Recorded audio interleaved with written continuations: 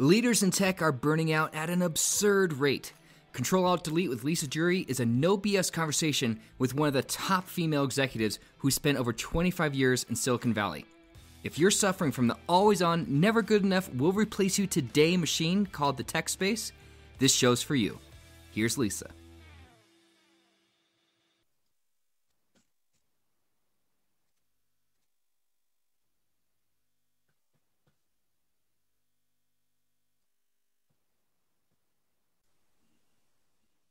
Hey there, everybody. It's Lisa Duerre coming to you with the Ctrl+Alt+Delete podcast.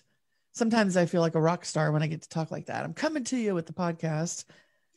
I always say I'm excited. So let me just tell you why I'm excited, because I am excited. I have a wonderful guest for you today, Sue Trace. And Sue and I have been in the same community and network for a couple of years. And when I launched the podcast, I had to have her on the show, and I reached out to her immediately because here's the thing about Sue. Not only does she keep it real, she's a very kind, honest person, but her desire to make the world a better place through what she knows and what she's seen is like so strong and evident. I had to get her here. So for those of you business owners, shareholders, board of directors, peeps, you want to hear from Sue because she knows what it's like when you end up in the doctor's office or the hospital from stress and burnout. And for those of you individual contributors who are listening in as you're taking your walk or jog, trying to stay healthy, you want to listen to Sue because she's got tips and tricks for you on resilience and identifying burnout. And for those of you anywhere in between, this message, while we focus on this podcast for leaders in tech, this message is pretty much for anybody. And the reason I think that's so important to call out is, while I'm going to tell you Sue has a nursing background, what I want you to hear about what Sue has done is she's taken everything she knows and built it into amazing programs that she's running. So let me give you the formal bio, and then I'm going to tell you a fun fact about Sue that I think is going to make us both giggle. So Sue, welcome. And let me just go ahead and give you the formal intro. So she is a certified professional life and team coach, and that's through ICF, the International Coaching Federation. She's a nurse and has been passionate about healthcare recruitment, engagement, and retention for over 30 years. I just want you to pause on that for a second and think about the world we're in right now. Recruitment, retention, and engagement of healthcare professionals. Don't we all know how important that is? And her coaching programs are based on the underlying principles of neuroscience and positive psychology, with an emphasis on helping healthcare clinicians, individuals, and leaders build resilience against stress and burnout. Amen, right? She provides the 6-month evidence-based Propel coaching program for organizations seeking to build a positive workplace culture, increase staff engagement, resilience, well-being, and retention. So every one of you on this call that is leading people at work or people at home, and you love and care about these people, this episode's for you. And Sue, I am so glad you're here. Thank you, Lisa. I'm so excited to be with you today. This is great. Oh, I'm so excited. And now, can I please tell a funny story about us? Let's just get real personal real fast, okay? Okay. So here's the funny thing about Sue and I, you guys. So I'm at a conference, and Sue and I are at this conference together. We've crossed paths. We've been in a couple of small group breakouts. This is back when people were meeting live. And in my haste and in my hurry, the truth of the matter is I was in the front seat of the shuttle to the airport, and I had my compression socks that I wear when I fly. And for whatever reason, I took my sunglasses off. I put my sunglasses on because it was sunny. I put my eyeglasses in my eyeglass case. I thought when I bent over, I put them in my purse. I was putting on my compression socks, talking to everybody on the shuttle bus, including the driver. This is TMI, by the way. But he was hilarious. He's like, "What are you doing?" I'm like, "I don't want to put these on at the airport. I want to make sure they're on." So I get to the airport. I'm getting through security, and I can't find my glasses. I can't see. Like, without my glasses, everybody, I can't see. So this is who I am. I scramble and I call the hotel and I call the shuttle and I'm like, "Hey, can someone find my glasses?" And long story short, I'm standing outside the security line, and the security guard is so kind. And he's waiting for me because he knows someone is coming with my glasses. Now, I don't know who. And who shows up with my glasses? Sue Trace. Oh, yes, indeed. She's at the airport waving my glasses at me. I'm trying not to miss my flight. Now my compression socks are on, so my legs are good, but I can't see. And Sue brought me my glasses. Now I want to tell you something about that. How many people do you know that would be that kind to find your glasses and make sure you get them? Like, that's the quality of person Sue is. And I would just want to tie that to all my engagements with Sue. And she's giggling because it's the funniest damn story. It is.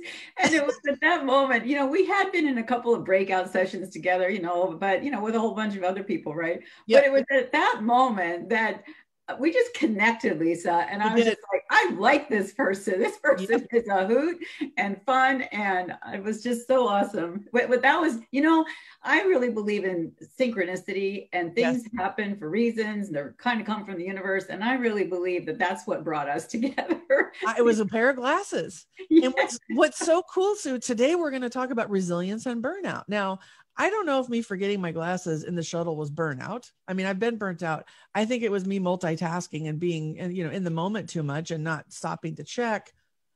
But here's the thing I know, asking for help. I know for sure when it comes to burnout and my own experience, asking for help, having boundaries, being willing to accept help from a stranger pretty much, and then turning into friends. So for all of those of you out there going it alone and thinking, I don't want to ask or be embarrassed. Next time you have a moment, I want you to visualize me trying to put on my compression socks in a public shuttle bus from the hotel with other conference goers, and then having to ask someone to bring me my glasses, and then making it a lifetime friendship. So just know that it's such a pull through for this conversation today. So Sue, tell us something. What's something people don't know about you, especially my listeners who don't know you? Give us a fun fact other than you're amazing at helping people in crisis, right? What's a fun fact about you? Well, a fun fact that really very few people know about me is that when my oldest daughter, who's now 29, was 11 months old, my husband, who's a commercial real estate developer, decided that he needed to redevelop a waterfront marina resort up in the San Juan Islands. So bringing my little 11-month-old daughter to this island that had a resort that had been closed down for over a year, was completely dilapidated. The docks were underwater. The hotel was uninhabitable. There were sea otters living under the restaurant. I was put in charge of managing the whole redevelopment construction and process at this resort because my husband was going back and forth to Seattle. And ended up, this was supposed to be a 6-month venture, ended up living on Lopez Island for 3 years, running and managing this resort. And in the winter, there'd be like 5 of us. And in the summer, we'd have like over 90 employees that we'd have to ramp up. So running this 100-slip marina for transient boaters, running a hotel, hosting fishing derbies, yacht club rendezvous, all kinds of bicycle groups. We even hosted do you remember the movie Free Willy? Yeah. The first movie of Free Willy. We even hosted the entire cast of Free Willy because they filmed part of it on Lopez Island. Oh my gosh. And so it was an adventure in itself. It was crazy amount of work, 24/7, 7 days a week. But it was really fulfilling, inspiring, and just a wonderful sense of community and connection that you were able to get with all of your guests. So that's a fun fact that nobody knows about. My jaw dropped. Like, there's so much there to even unpack, to think about. Topic of burnout and resilience. You're a new mom, 11-month-old, taking on a project you think is 6 months, turns into 3 years. Your husband's going back and forth. You're new to this whole world. Right. I'm in awe.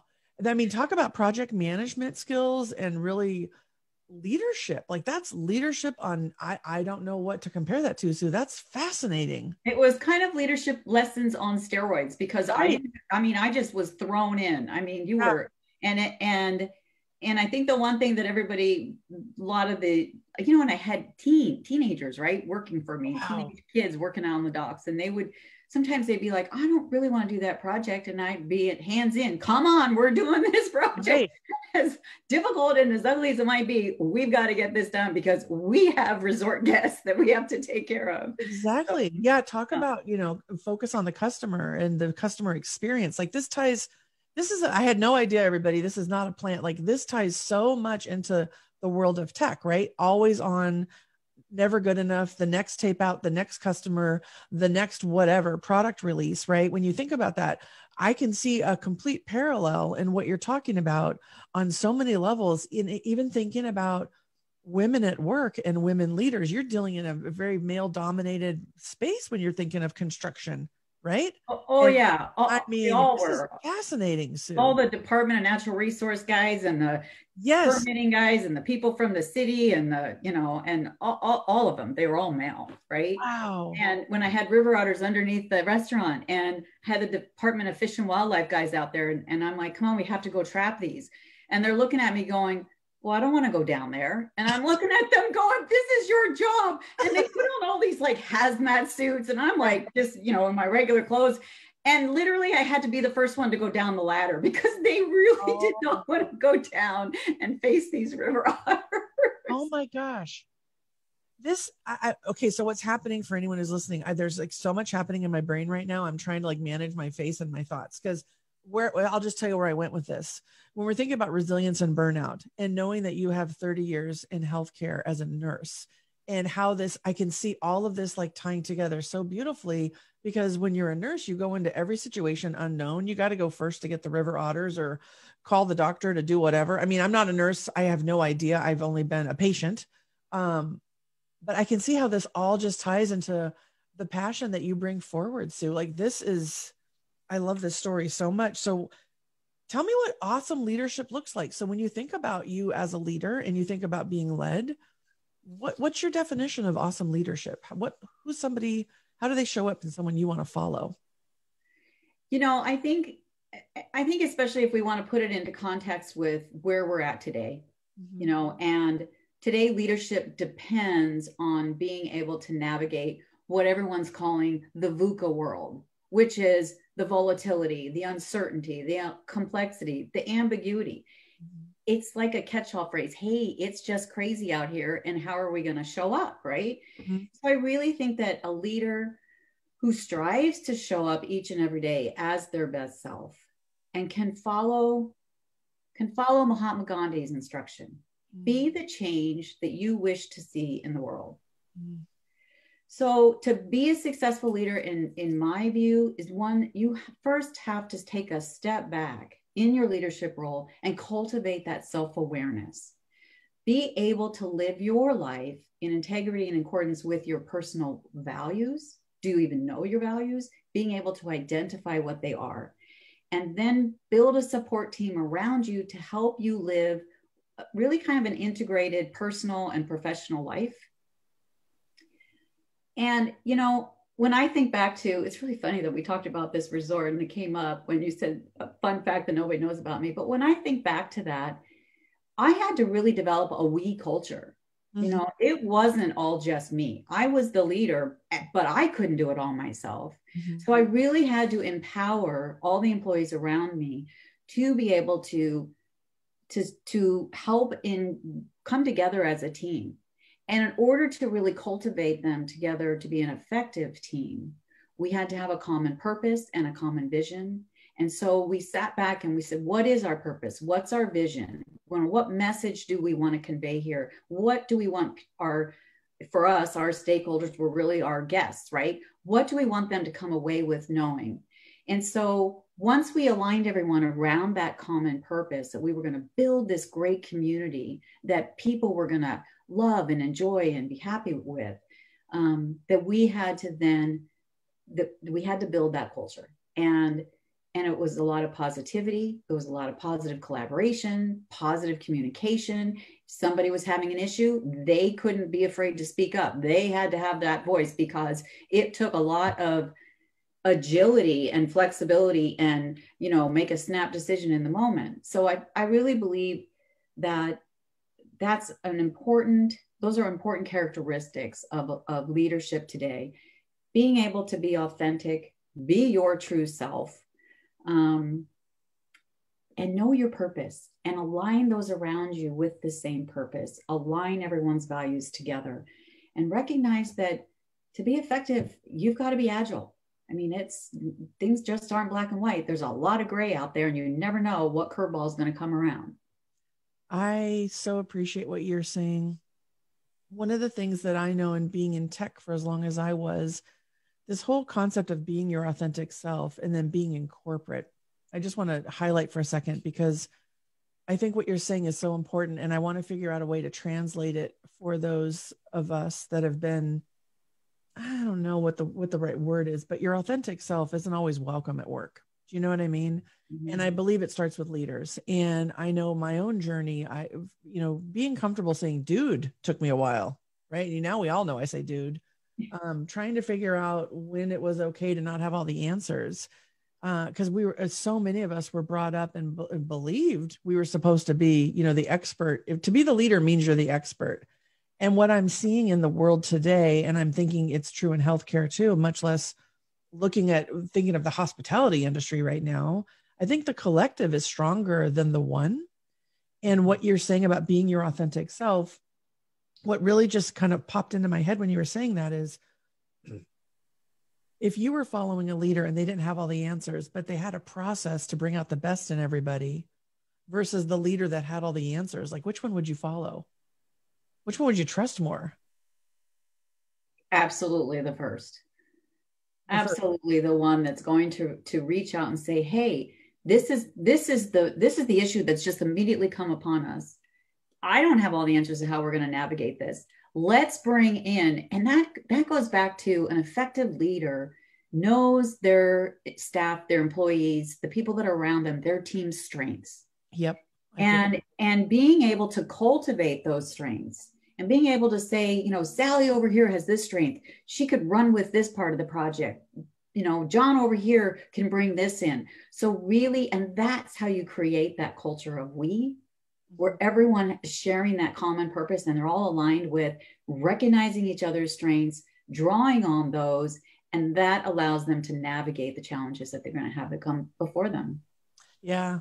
It's almost as if the job description, right, needs to be redefined. In other words, you don't have to have all the answers. Your job is to orchestrate success through people and process.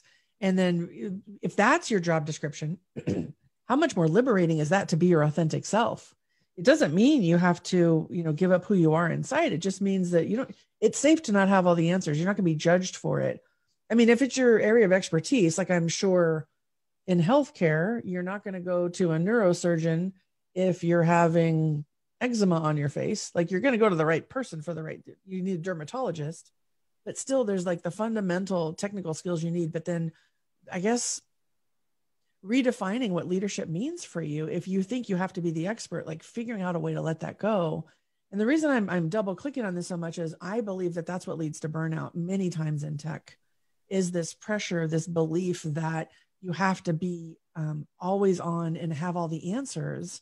And I just want to talk to you about resilience and burnout a bit and really frame it in that way, because I mean, my own experience, when I finally had the courage to go to the doctor and have the conversation, which is, I'm not okay. What he said to me was, I just love my doctor so much. He sat down next to me because I was crying. I'm embarrassed. I can't sleep. I'm overweight. I can't concentrate. I can't find my keys. I'm grumpy all the time. My brain isn't working right. I'm forgetful, like all this stuff. Right. And he sits down next to me and he says, Lisa, you have what I call Silicon Valleyitis. Like, this is the most common reason I see people. And he just sat with me for a minute. He goes, you're not alone. Like, this is common.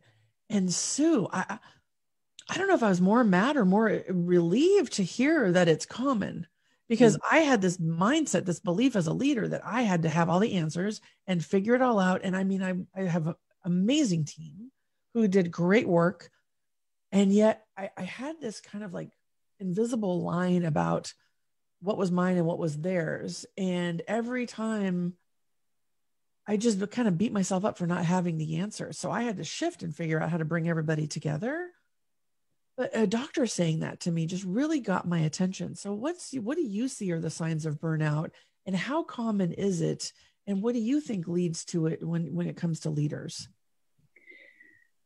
before we go there, I just have to pull on a couple of things that you said. Absolutely. And when you said, when you were in the leadership role and you were stuck into what is mine and what is theirs, what is mine, what is theirs?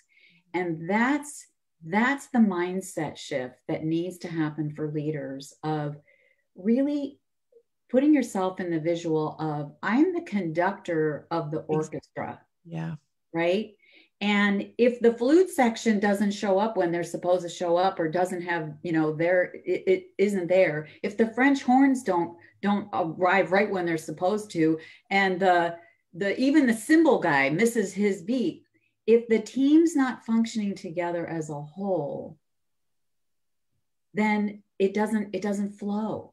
And you, the conductor, by empowering the different parts of the orchestra, of empowering others to show up and to be able to bring their voices to the table, so it is a we culture, makes the biggest difference. Oh, my eyes are welling up just a bit, because my entire career, I really thought I had a we culture, right? And the burnout happened when I realized, and this is for anyone listening, you might think you're a we.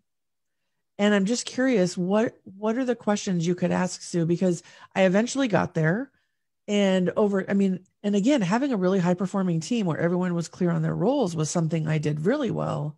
That kind of agility and flex and flow was, I think, what got stuck for me. And I think right now in the world we're in, we need this more than ever. So what are your thoughts on this? Me thinking I had a we, but I didn't. Or maybe my we was entry level we, but there's like this ninja we. I don't know. Anything that shows up for you when you're thinking about that, when you're coaching your clients or working with your patients? I like the ninja we, right? We, right? Yeah. Yeah, that's a good visual in itself. I think that I think when you talk about how do you create that we culture, and I always go back to, a lot of my coaching programs, Lisa, are all based on the underlying principles of positive psychology. And I feel like we have to bring that into and put that on the table. Is, when you talk about how can one, as a leader, as an individual, kind of avoid running into that burnout mode, right? And when we get into burnout, we lose it. I mean, we're intolerant, we're irritable, we lose our ability kind of to creatively think. We get critical. Oh my gosh, we get so critical of ourselves. We get critical of everyone around us. Indeed. Nobody's doing anything right. This here. Yeah.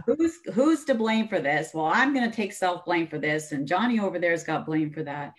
And then, like you said, you were forgetting your keys. You couldn't find this. Our memory gets impaired, and we tend to then make poor decisions, right? Yep. And so, in order to keep ourselves out of that, we have to fill our own personal well of resilience. And if we don't have internal resilience to draw from, and if we can't take a step back and kind of be present in the moment, if we're running, going, doing all the time, we don't take care of ourselves. We don't take time for anything. We've not set any boundaries because, oh, you can do this. Oh, sure, I'll do that. Oh, can you do this? Oh, sure, I'll do that. Well, wait, Mom, I need this. Okay, sure, we can do that. You're going. And we're not all the Energizer Bunny, right? And we also aren't like our cell phones that when the battery is dying and they got the red bar and it's like, plug me in. We don't have that internally. We don't have this alarm that goes off, or we just don't lose our cell phone and go, oh, I got to plug it in. It's dead, right? So we have to always remember to fill our personal well of resilience. And I look at resilience. It's interesting. A metaphor you could look at is that if you're standing over a well of cool, fresh, crisp, fresh water, and you're drinking from this well, what is that cool, fresh water doing to you? It's nourishing your body. It's taking in that nourishment, right? So it's important to remember that when we're facing adversity or challenges, that we have an inner well of strength, of resources, wisdom, and internal guidance, that if we nourish that, will come to the forefront to help us with the obstacles and adversities we might encounter, right? Which helps keep us out of burnout. And I mean, burnout is so prevalent today. It's even more in the face of COVID and 2020. Nurses, frontline workers, physicians, and when I say frontline workers, I mean healthcare clinicians, I mean the grocery store clerks, I mean the fulfillment center people, I mean today on the TV, they highlighted women sanitation workers, because garbage has increased because everybody's been more at home. And so their work hours have doubled. And there has been there, and then everybody trying to navigate this whole remote working from home. There's some positives, but the negatives of it is that you're always right there by your computer, right? And so how do you turn it off? So it's learning how to really take care of yourself, because if we don't take care of ourselves, how can we lead? How can we manage? How can we be a good parent? How can we be there for others? Mm-hmm. And so it's taking a step back from always going and doing and piling more on, to taking a moment, breathing, pausing, and being present in just that moment. It's interesting that you use those words, because my tagline is, I help leaders get kick-ass results at work, build high-performing teams, and be present for the moments that matter. You know, I say this all the time. And I think all that came from me after burning out, because I wasn't present for the moments. And I'd love to get like very basic here for a second for people. So for people who are listening right now, we're talking about what you can do, what you should do. For me, the thing that, I mean, I ended up taking a medical leave because my burnout was that severe, right? The only way for me to reboot, hence the name Ctrl+Alt+Delete, was to take the time, make the time. And the first couple of weeks, I slept a lot. And I had a lot of shame, like, oh my gosh, I'm broken. How did I let myself get here? Yada, yada. What will people think? Blah, blah, blah, right? So if you don't want to get to where I got, where the doctor's saying you have Silicon Valleyitis, it's very normal, and then taking the medical leave, and you want to catch it quicker in the process, what's something somebody can do today that will just get that well, even with a couple more drops in it? I'm not saying we have to fill it with a gallon, because I believe it's drop by drop. It's choice by choice. It's moment by moment. That's what I know now. What advice do you have, Sue, on what can you do today for people listening? What can you do today to fill your well, even just move the needle a bit? There are so many, and that's the beauty of building your well of resilience. And it's just shedding light on the small things, right? Number one is connection with somebody else, right? Just picking up the phone to somebody that you know is a positive force in your life, that you can draw positivity from. Because in order to be resilient and build that well, we want to hang out with positive people. So call someone that's positive. It really fosters your own happiness. It brings forth feelings of love and confidence. And so that, number one, is a very small step you can take. Being of service to others. You know, Dalai Lama says, thinking mainly of ourselves contributes to unhappiness. Thinking of others is a recipe for happiness. And that's engaging in what I call that random act of kindness. And a random act of kindness can be as little as giving your daughter or son a hug because they're struggling with this remote learning. It's just a quick random act of kindness. A quick random act of kindness is picking that phone to call someone, say, hey, you know, I've been thinking about you. You came to my mind today. You know, there's a lot of ways to show random acts of kindness. Send a text to someone, right? Just, you know, and then really being flexible in our own thinking. You know, so many of the days and times our heads, if we're in our head all the time, our head can be our worst enemy, because our head can fill ourselves with negative thoughts, negative self-doubt. I don't know if I'm good enough today. How am I going to do this? I've got too much going. I don't even know how to navigate. And when when that inner critic, or when our negativity and our negative thoughts are going, that increases worry, that increases fear, that increases anxiety. And it's almost like picturing a snowball going down the hill, right? It's gathering momentum. It's getting more and more snow, and it's just speeding down. It's like this spiral downward. So being able to recognize when those negative thoughts arise and catch yourself. And this takes practice, but with little daily practice, you can master this. Recognizing when that negative thought of, oh, I can't do this. Oh, I'm not good enough today. I don't know what, blah, blah, blah, blah. If we just catch ourselves and pause, and there's an acronym called STOP in mindfulness, where we just stop for a moment. And then we recognize, what was that negative trigger that just happened? And what's that obstacle that's going to bring for me? And how can I move past that? So shifting that to bring in that creative, positive side of your brain, right? Bring that positive emotion, which opens up our mindset, which then allows us to be more creative and to be able to solve and look at a problem that we might have in a more optimistic way. Obstacles can always lead to opportunities if we look at, okay, this is an obstacle, but how can I navigate? How can I get around? Yeah, I really appreciate what you're saying. And you said something that I remembered. So I am proud to have been in therapy throughout times in my life when I felt I needed some mental health support.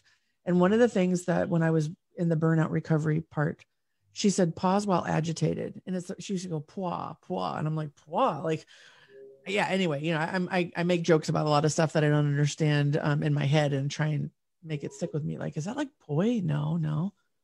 But what really stuck with me with pwa was, is it going to benefit anyone if I'm agitated and I take action? I mean, I feel like the whole world needs to pause right now. Like, pause while agitated. There is so much agitation going on between elections and mask or no mask, distance learning or not.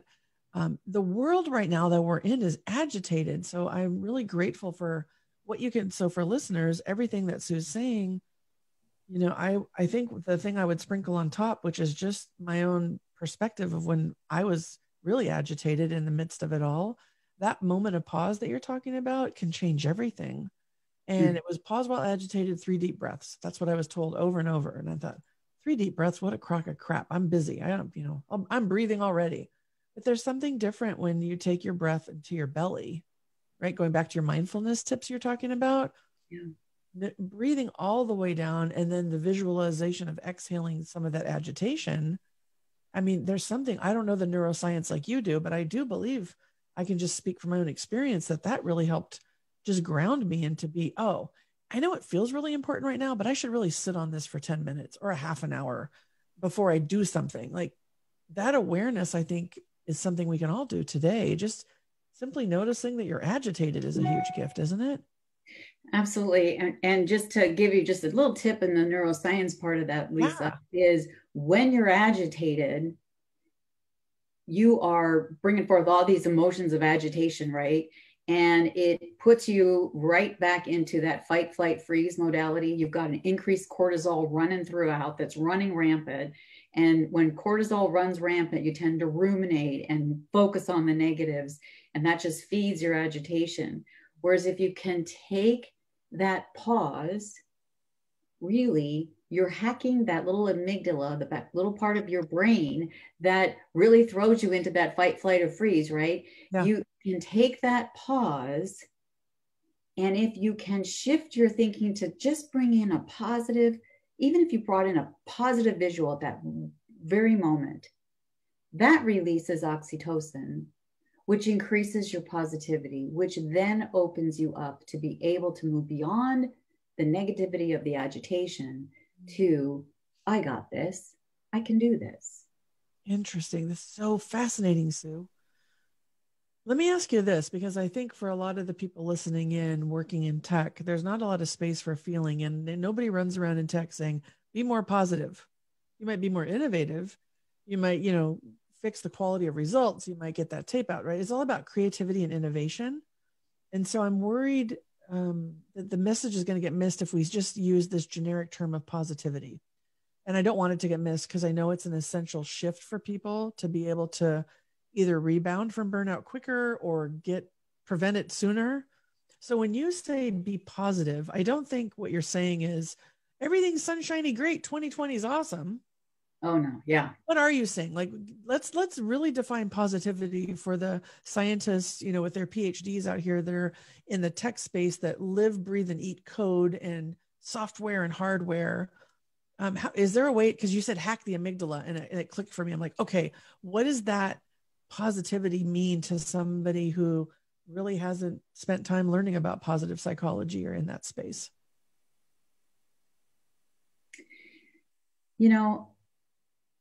I like to think, okay, I don't know if this will resonate with anyone, but I like to think of it as being able to be agile, which if you're in tech, you have to be agile, right?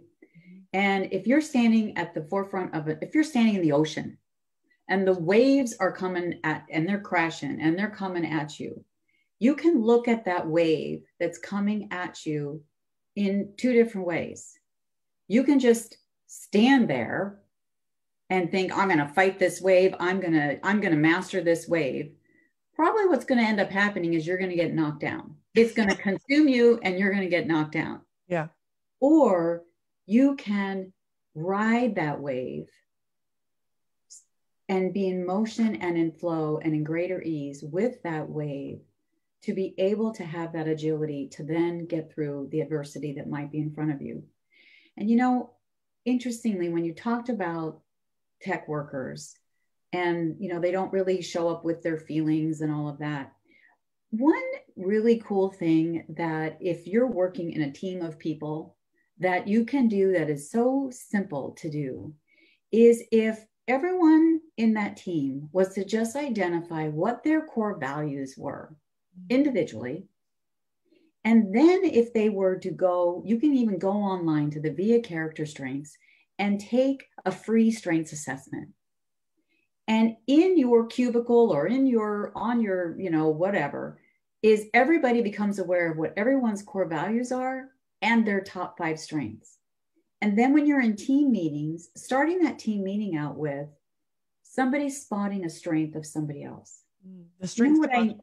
What I noticed about you today, what I noticed about what you just said is, so it's what I like about what you just said, and you may or may not agree with an idea that somebody just came up with, but what I like, find some little nugget that was okay. What I like about that is, and so it's bringing in that yes and, and what about this over here? Mm-hmm.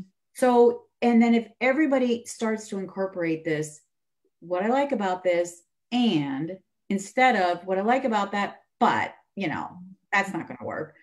And what can we do? It opens up creativity within our minds. It opens up that connection and positive communication because we're feeding each other. And so indirectly, without saying, oh, we're all going to show up and be positive today, we are filling all of our wells of resilience, and we are forming that positive collaboration and positive communication that brings everybody into that next level of being able to be their best selves. Yeah. Okay. So to translate a bit from the wave example to the strengths and the character, the VIA character assessment, what I'm hearing loud and clear is positivity isn't like ignoring negatives or problems or bugs in your code.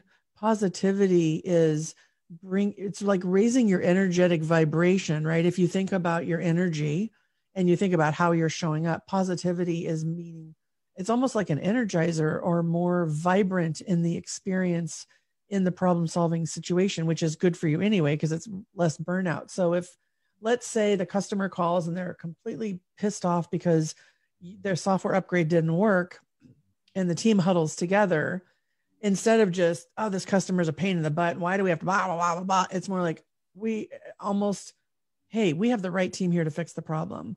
What I love about this team is we are creative and we figure it out. So thank you everybody for being here. Here's the ground rules. We're going to talk about the problem, and your response starts with what you like about what's being said, and then the word and then you can add anything you want, right? So the positivity is more about like the energy exchange. I think about ones and zeros, right? When they're flipping and they're writing their code, it's what do you want to switch on? Yes. It's not there aren't problems. It's how you choose to show up when you're problem solving or innovating has a direct correlation to your agility and your resilience. Am I making that translation? Yes, you absolutely have that. You've got that. Exactly. Yeah, I love it so much. It's how you're showing up. Yeah. And, you know, Martin Seligman, who was the father of positive psychology, identified that there are three areas that three ways people show up in life. There are those that are flourishing, who are really showing up as their best selves, and they're highly engaged. They've got a great well of resilience. Their well-being is good, taken care. They've got a balance, and they're over here. Then you've got, on a team setting, typically the middle 50% that are just kind of showing up. They're kind of languishing, doing their job, going home, not really engaged, maybe don't even really care. And then you've got your naysayers, those that are the dysfunctional people in the team that are always going to find fault and blame and focus on what's not going well, focus on what's wrong. And typically those people have the loudest voices. So if you can take your positive, energized people and really, as a leader, coach them to be able to really bring forth that positivity in the workplace with that middle 50% that are languishing, you can create this wave of a tipping point where then those people who are just kind of showing up actually become engaged. It increases their outlook. It increases their, oh, it is so much better when we can all work together and we're in this yes and modality versus yes but. And then those few naysayers that are out there, they're either going to ride the train forward and come with you and ride that wave, or they're going to end up saying, you know what? Nobody's hearing me, and they thrive on that attention, and then they're going to move on. Interesting. So to really be able to look at how do you build your team from a leadership standpoint to have everyone come forward, functioning together, performing well, it's being able to understand that psychology of how you can create that tipping point and bring more of your team to be able to flourish. You as a leader yourself need to be able to be in that flourishable modality, but you can't do it alone. It takes a team, it takes a network, it takes support of being able to cultivate that team. I just had a vision of teams flourishing. Like, I love this word flourish. I love this word flourish. You know, there's this whole concept of sustainability. To me, that's just like hanging on. It's sustainable. Flourish. It's like, I see this like lush garden, excuse me, growing, or like teams really high performing. And one, I'll just share a personal example and then we can move on. But I think this is such a double click on what you said in the world of tech. So one of my clients recently, he's a C-level executive, and he was talking about morale and engagement right now. And I said, well, when's the last time you guys celebrated? What do you mean? Like, when's the last time you celebrated? And so I said, let's celebrate right now. Since the last time we talked, what's something you're proud of? And he just, so we have this conversation, and he was very curious about it. So he didn't shut me down. The good news is the people that work with me know my style and trust me, right? So he named a couple of things that were pretty big deals. And then he sat there and I didn't have to say a word. He's like, I haven't celebrated any of that. I'm just keep going to the next thing. And I said, so if you're doing that, I bet your team's doing that. And how do you feel right now? He's like, I feel pretty damn good. Like, I kicked ass last week and I did some really hard stuff. I said, so that feeling you have right now, you can be the steward of that for your team if you would invoke celebration in one-on-one or team meetings. And I said, maybe it's not celebration. It might be, what are you proud of? What's something that, just the reflection in itself. I don't care what you call it, but the reflection of looking back and going and infusing yourself with that, to me, that's positivity too. Absolutely. Right? And, Yeah. and when in line with that is, what are you grateful for? What do you, I know. What happened today that I'm grateful for? Yeah. Celebrating those wins, but also bringing in gratitude. Mm-hmm. And when you cultivate gratitude, that also fills that well of resilience. Yeah. I I was running a team event a couple of weeks ago, and one of the it was basically a sales engineering team, and they were coming together to try and figure out how to work better with sales. And I did this to them. They were like, well, they don't do this and they do that. They don't understand, blah, blah, blah. I said, here's your next exercise. You're going to journal 5 things you're grateful for each of the account reps you work with. Right. And they looked at me like I was like speaking another language. I said, just trust me. I want these 5 things. Then we'll figure out how to deal. So raise the vibration, figure out what you're grateful. Well, you know what I'm grateful for?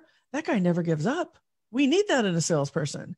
That woman over there, I can get to her when I need her. She calls me back, and so it started to shift, and they went, oh, so even in your own world, I guess one tip could be, even someone that's completely annoying you. And this isn't like some bullshit exercise where you make stuff up like, oh, I'm grateful.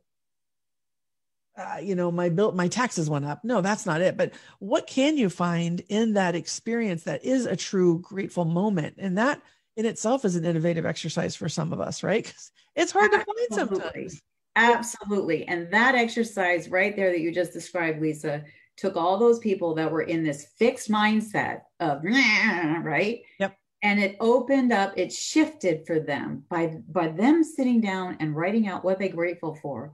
It shifted their mindset into what we call a growth mindset. Mm-hmm. And then that growth mindset is what enables us to seek and come together with creative solutions and creative, how can we overcome this challenge that we're in? Mm-hmm. How can we overcome, instead of, bemoaning those sales reps, it's opening up our mindset to see what value they are bringing in. Yeah. Yeah. Well, let me ask you this, Sue, with the time that we have left, because I have a secret covert now that I'm going to be transparent about it.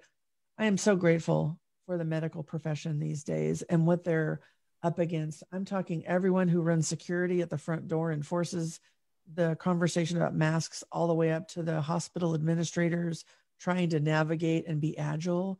And all of us at some level are having to deal with medical something. Somebody we know, whether it's ourselves or others. If I could just give you a free platform for a minute to help us understand how to be the best partners to healthcare workers right now, I think it would be a gift to all of us to just better understand a little bit. What advice do you have? Because obviously we're in fight or flight if we're dealing with medical right now, right? And so we show up all agitated and like, I need this, and am I going to die or whatever? Like all the thoughts that are running. I'm sure patients showing up that way, it's not easy and yet understandable. I would love to open the conversation a bit about how can we better partner, or what should we know? What can we do in our own journeys as leaders of our own lives? And when we're partnering, when a medical situation arises. Yeah, I appreciate that question, Lisa. I mean, that shows true empathy and compassion for what's going on right now with our frontline workers and healthcare professionals. And how can we as people partner with them? I think it's recognizing the stress and duress that they are all undergoing right now. And being able to show up, to recognize they're stressed, they're doing the best that they can at the moment. And they may be short on PPE. They may be running over 100% capacity of COVID patients right now. And here we come in. It's having that patience, right? It's being able to come in and understand that, yeah, you've got a medical issue going on right now and you're stressed about that. They're stressed, you're stressed. So how are we going to partner together? Is if we can each, and I'm going to take it back to that pause. Yeah, love it. Before, and this goes both ways. As a patient, when you go in and you're stressed, if you could just pause, first of all, it's going to open up that level of generative listening. So you're going to be able to take in what that healthcare professional is saying to you more so than if you're in that fight, flight, freeze response, where you're just like stressed and you're running high. If you just pause and can be present, you'll be able to hear more. That will open up the dialogue better. Conversely, so important for the healthcare professionals that are running from patient to patient, running from one thing after another, is prior to entering that patient's room, taking that momentary pause. And for healthcare professionals, there is a mindfulness technique called 2 feet on the floor. And at the doorway, before running into that patient's room, taking that pause, feeling your 2 feet on the floor. And what that does, even if that's all you do is feel my 2 feet on the floor, then take a deep breath. Now you're going into that patient's room with more generative listening and more ability to be present for them. Mm-hmm. So imagine if patients were able to exercise that and get themselves through all of their stress, but recognize that health professionals there to help them. They have to be able to listen. They have to be able to be present, to accept the care that they're going to be given, right? Mm-hmm. And take away the judgment, and that healthcare professional can open up their level of generative listening. Think how much greater dynamics healthcare workers and patients can then partner together with their care. Yeah. I think about 2 feet on the floor and one breath. We can all do that. Mm-hmm. Can't we all do that? So earlier we were talking about tangible things you can do right now. Having this vision of what, that kind of stress that a patient seeing a healthcare worker right now is going to be under. And if the guidance is 2 feet on the floor and a deep breath, I say we can all do that. I'm going to double dog challenge our listeners. 2 feet on the floor, deep breath, minimum. Right. And then gratitude, because I think everyone's trying their best. I believe, Brene Brown talks about, are people really doing their best? And I believe they are. And I know that that's a controversial statement in some circles. I don't think anybody's burning out on purpose. Like, everyone's well-intended. And so if we can all just 2 feet on the floor, deep breath for whatever conversation, whatever project, whatever situation, that moment can be everything for some people. Yeah, thank you for that, Sue. And I thank all of the medical profession for everything they're doing to keep this country running and as safe as possible in this, people say unprecedented. I'm like, unheard of situation. I don't even have words. I just have gratitude. And I think it's an important thing to talk about today because we're here and this is your background and these are the people that you support. So I want to make sure we do that. Thank you. And absolutely. And I think that many times as healthcare clinicians and professionals, there's a stigma that can arise of, if I'm really experiencing these feelings of burnout and my well of resilience is run dry, there's a stigma out there to reach out and ask for that help, right? And because healthcare professionals and clinicians go into their field to take care of others. You're drawn with this purpose of, I'm going to take care of other people and I'm going to be that caregiver and I'm going to I'm going to take care of them. And it's recognizing when you also need somebody to help take care of you, when you need to be able to just stop and just, meet with someone that can help you fill your well of resilience, come up with these measures. We all have the inner resources to fill our well of resilience. But sometimes we just need the little edges. Sometimes we just need what can I do today to try to fill my well of resilience? Oh, I could practice some gratitude. Oh, I could kind of start to become more attuned to what are my inner core values and what are my strengths that I can focus on, which then increases your confidence and your positivity. There's all these little things that we can just have those little nudges to help. I love it so much. We desperately need our healthcare clinicians, our frontline nurses, our physicians to maintain their wells of resilience so that they can be there for themselves, their families, their colleagues, and their patients. Yeah. This makes me think, when you're talking values, I would love to ask you the question. So we'll go rapid fire for a minute, because I think this ties so nicely. So 2 questions when we're thinking about our resilience well and filling it up.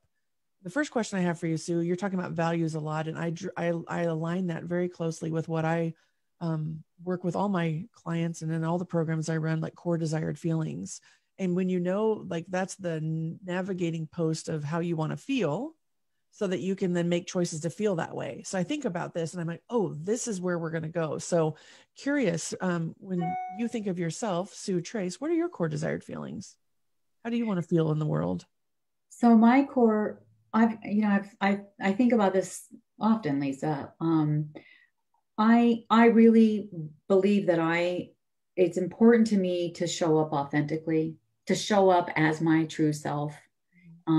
And that means just being myself, really, and knowing that I'm a French horn in the middle of that entire orchestra, right? I'm one piece to the whole puzzle that make up, working together with people as a team. Connection is very important. Connection fills our well of resilience when we can connect and compassionately connect with others. And the word hope. Oh. I really, every day, especially this year of 2020, especially this week that we're in at the moment with all the election and unrest and all of that, the word hope. And I like to dissect the word hope as help one person every day. That's beautiful. And when I wake up in the morning and I connect with my values, I am every day right now making sure I reconnect with that word hope. What can I do today for one person? What can I do today to make today 1% better? Only 1%. That's all you need, right? To fill those reserves. So I heard authentic, connection, and hope. Did I get that right? Because hold that for you as we're thinking about all this. Yeah. I love it. Well, then tell me this. So here's the other question that I think is always helpful for people. One of the ways I raise my energy is through music and song. And I'm always looking for my next great song. So what's a song that, I don't care where you're at, somehow moves it even 1% up into the more energized space? What's a song that lifts your spirit and feeds your soul? Lisa, the number one song when anyone asks me that question is Pharrell Williams' song, Happy. Oh, I love that song. And I wish I had it on my phone right now that I could just play his chorus, right? Can't nothing bring me down like a hot air balloon that could go up in space because I'm clap along because I'm happy. Clap along if you feel like a room without a roof because I'm happy. Right? I wish I had a better voice. I'd sing it all. Happiness is the truth. Clap along if you know what happiness is to you. Clap along if you feel like that's what you want to do. Happiness, and it's just such a lighthearted song, and the message is so genuine. And for me, I just get full body chills when I hear that song, and it just makes you smile. It makes you want to break out in a dance, and it definitely lifts up your energy. Oh, I love it. It's in my head now, so I'm gonna have that all day. And I'm already snapping. Here comes the shoulder, right? Right. Yeah. And I can see the video too, like when they're all dancing and everyone's like totally authentic. So Sue, like think about your core desired feelings in that song. They totally go together. Like that song, connection and hope. And oh, I just love it. You guys, you are in such a great place right now hearing Sue talk and learning from her. She is just one of my most favorite people. I really appreciate you making the time today, Sue, to have this very deep topic conversation of resilience and burnout and healthcare and tech. Like there's so much in here, and for you to just be you and bring all this forward, I'm so grateful. I'm grateful for our listeners. I'm grateful that I lost my glasses. Honestly, I'm grateful I lost my glasses. I mean, I I don't know. it was synchronicity from the universe, Lisa. Synchronicity, Sue. Yeah. And so where can people find you? If they want to know more, maybe they love someone in healthcare, maybe they want their own team coaching from you with all the awesome stuff you do. Most of the time they're on LinkedIn. So I'm assuming LinkedIn is a place to go. LinkedIn, and my address is the, whatever the www.linkedin/Sue Trace. So I'm easy to find on LinkedIn. Okay. Facebook, Trace Coaching. And my website is www.tracecoaching.com. Love it. And Trace, T as in Tom, RACE. Yeah, you know what that stands for, Lisa? What is it? In the context of my coaching, T is for transformation, R is for resilience, A is for authenticity, C is for connection and clarity, and E is for empathy and energize.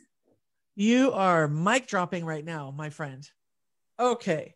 Transformation, resilience, authenticity, connection, clarity, and empathy and energize. Did I get it?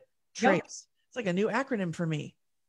I love it. You guys follow Trace. You will not follow Trace. Follow Sue. You will not be missing out. And I have Trace in my head because I just memorized it that fast because it's awesome. Reach out, give her some love. We'll be posting this in all the social channels. Share it for everybody you know that can need this message right now. Know that we're rooting for you. You are loved. And Sue, thank you so much for your time today. Lisa, thank you for this platform, and thank you for your mission and your genuine, authentic purpose to help leaders in tech with that burnout and help the tech industry. It's such an important mission. Thank you for bringing me on your show. I really appreciate it. I loved having you. I can't wait to have you back. You're very welcome. All right, everyone, take good care. Plant those feet firmly. Take that breath before you walk into your next meeting, even if it's on Zoom. Take good care of yourself, and we'll be talking real soon. Take care. Bye-bye. That was great content, but let's be honest. If you don't get the support you need and start making changes in your life and work as a leader in tech, you can expect regret and burnout in the near future. Lisa can help you get kick-ass results at work without burning out, so you can be present for the moments that matter to you and your loved ones. Take your first step at rebootwithlisa.com.